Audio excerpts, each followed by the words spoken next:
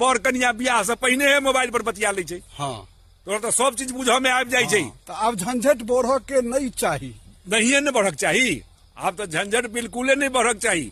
आ बूढ़ लोग के सेवा में सेहो नहीं कमी होबक चाही। कमी होबक चाही, कियाकि जे नमहर छथिन ओ आदरणीय छथिन, ओ तो भाई धरती पर हमरा सबके लेल छथि, लाल छथि तब तो तें लऽ हुनकर कऽ सेवा केनाइ हुनकर हमर सेवा- धर्म हाँ, बनैया, हाँ। कर्म बनैया। आब जखन आदमी बेसी बूढ़ भ जाइया तो मानसिक स्थिति हुनकर खराब होइ छै। हाँ बुढ़ापा में दुख के सबसे पैघ कारण ई अहाँ सुनि लिअ, हाँ हम सभक लेल कहि रहल छी। हाँ हाँ बुढ़ापा में शरीर काज नहीं करे छै, हाँ लेकिन दिमाग और मुंह बड काज करे छै। बड्ड काज। मुंह से लोग बड बजै छै आ दिमाग से छैहे।